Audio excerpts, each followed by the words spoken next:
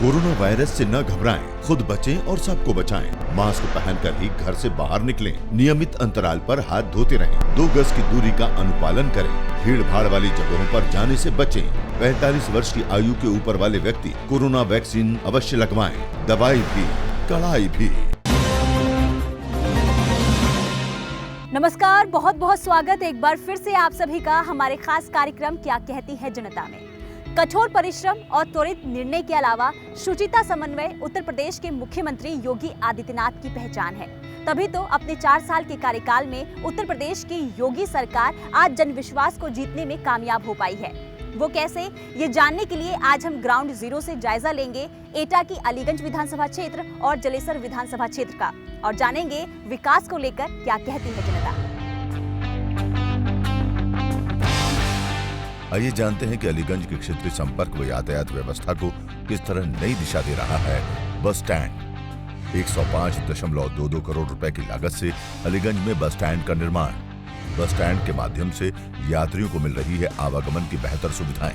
उत्तर प्रदेश के ग्रामीण अंचल में मूलभूत सुविधाओं से लैस बस स्टेशन का निर्माण करवाया जा रहा है, तो कहीं बस स्टेशन बनकर तैयार है। यात्रियों को किसी तरह की परेशानी ना हो, इसको ध्यान में रखते हुए एटा की अलीगंज विधानसभा क्षेत्र स्थित 1 करोड़ से अधिक की लागत में बस स्टेशन को बनवाया गया है। अब इसके बन जाने से यात्रियों को कितनी राहत मिली है, आइए जानते हैं।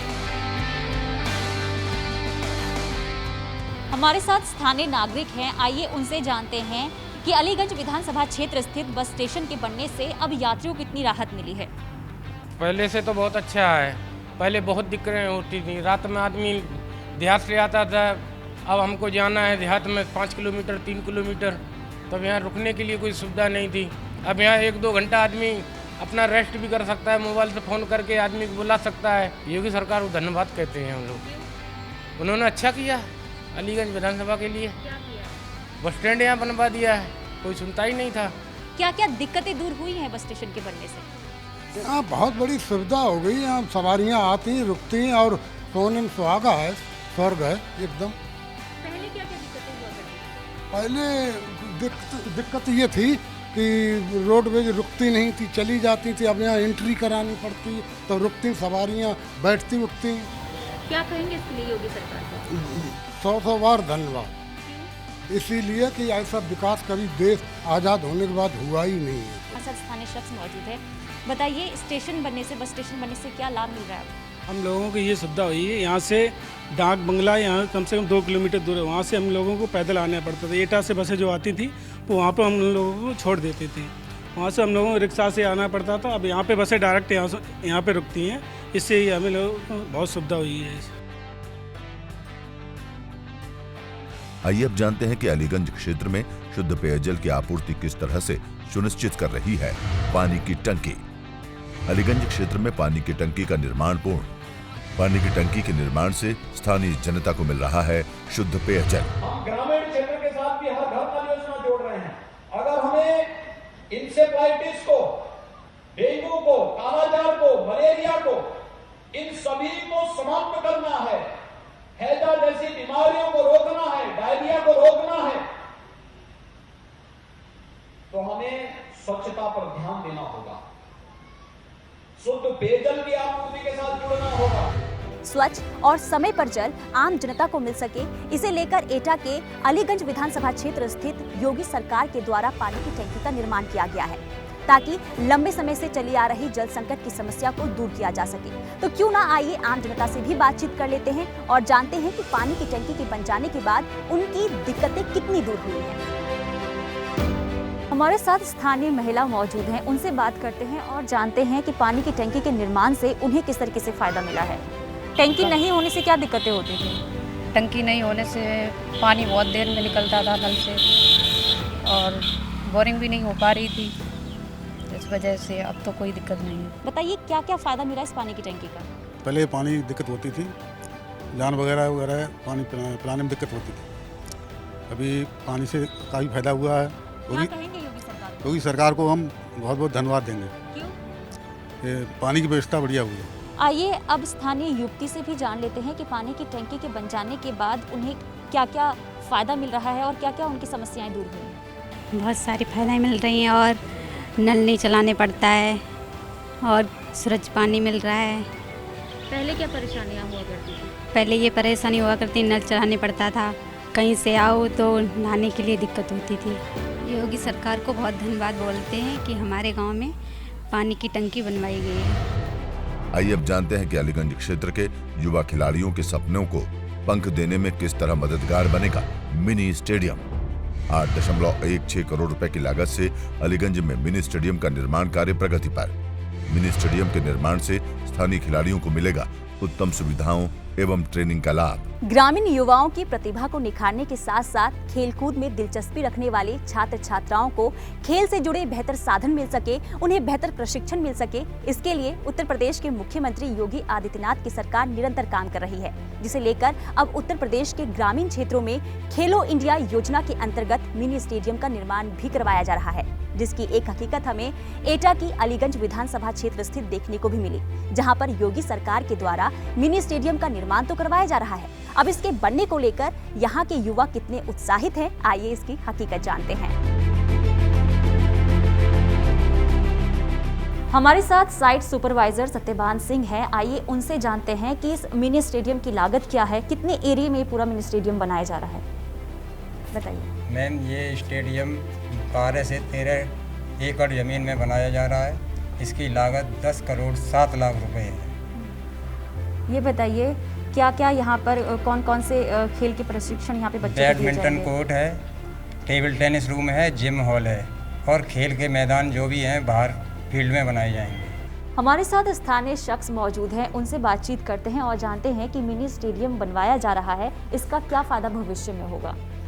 इसका ये सब फ़ायदा होगा कि यहाँ की जनता, जो हमारी देहात की जनता है, उसे आगे साधन नहीं मिल पाते हैं, तो होनहार जो बच्चे हैं वो ऊपर तक नहीं पहुँच पाते हैं। इतना अच्छा स्टेडियम यहाँ बनाया जा रहा है, इससे हम जो है योगी सरकार को धन्यवाद दे रहे हैं और हम ये चाहते हैं कि हाँ, हमारी सरकार हमारे उत्थान के लिए ऐसे ही काम करती रहे। आप ये बताइए, मिनी स्टेडियम का निर्माण तो करवाया जा रहा है, क्या लगता है इसका फ़ायदा भविष्य में मिलेगा?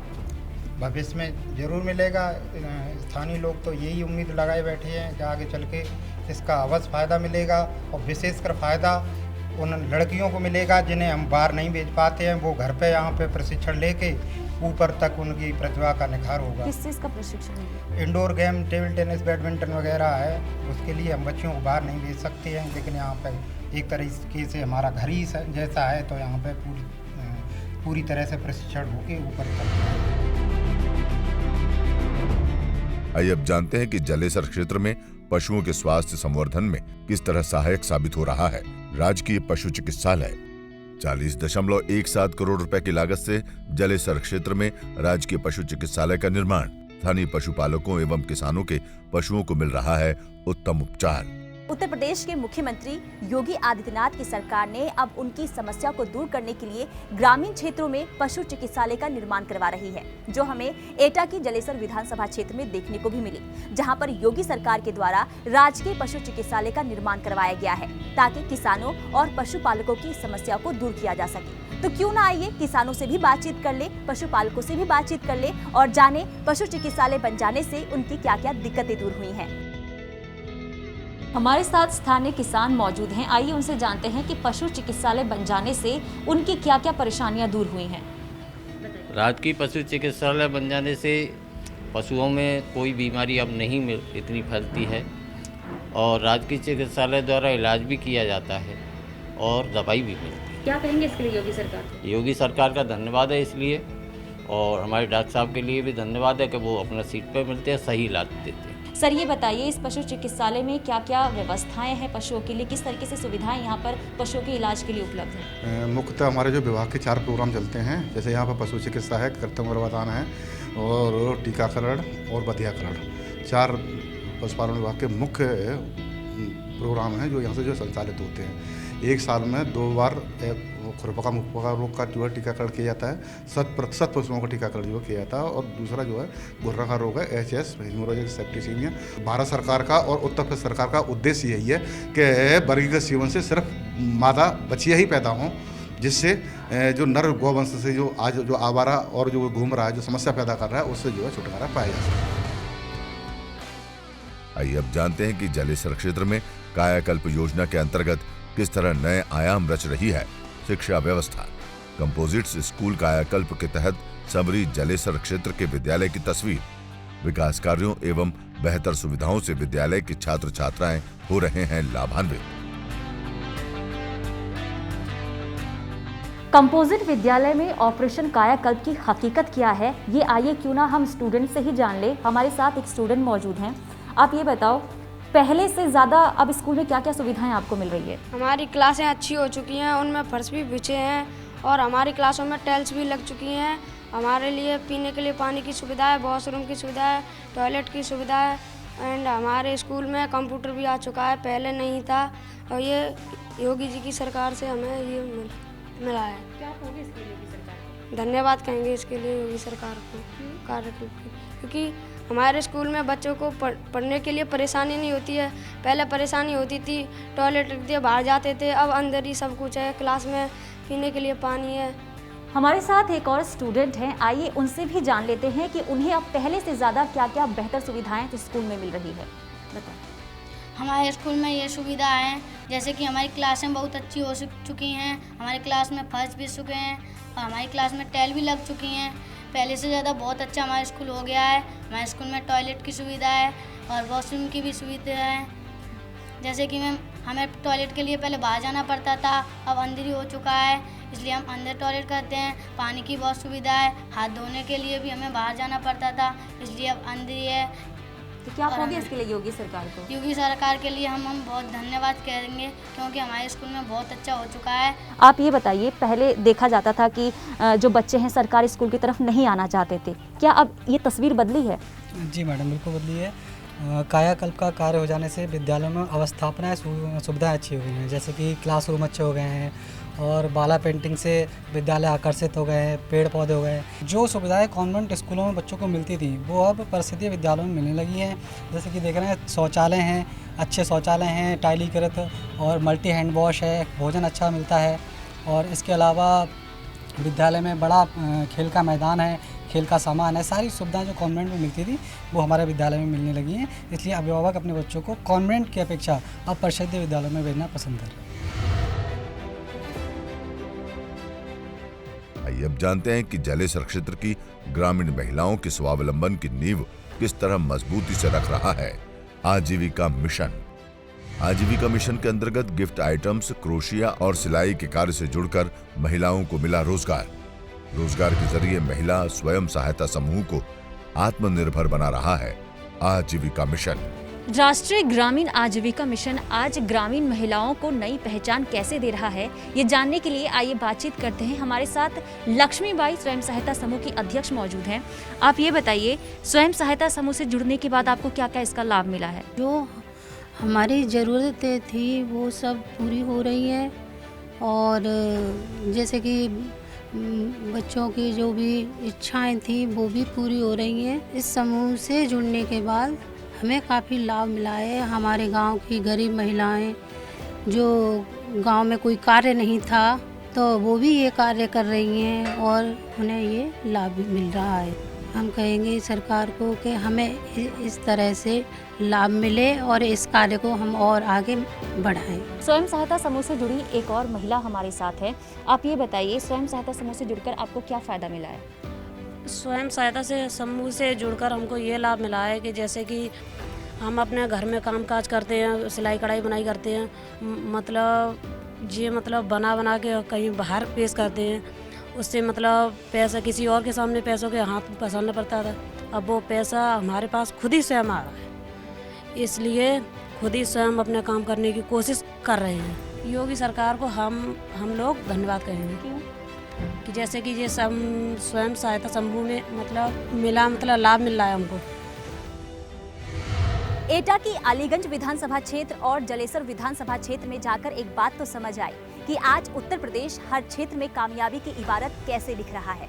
क्या कहती है जनता कार्यक्रम में आज के लिए फिलहाल इतना ही। हम फिर लौटेंगे नए एपिसोड के साथ, तब तक के लिए दीजिए इजाजत। नमस्कार। कोरोना वायरस से न घबराएं, खुद बचें और सबको बचाएं। मास्क पहनकर ही घर से बाहर निकलें। नियमित अंतराल पर हाथ धोते रहें। 2 गज की दूरी का अनुपालन करें। भीड़ भाड़ वाली जगहों पर जाने से बचें। 45 वर्ष की आयु के ऊपर वाले व्यक्ति कोरोना वैक्सीन अवश्य लगवाएं। दवाई भी, कड़ाई भी।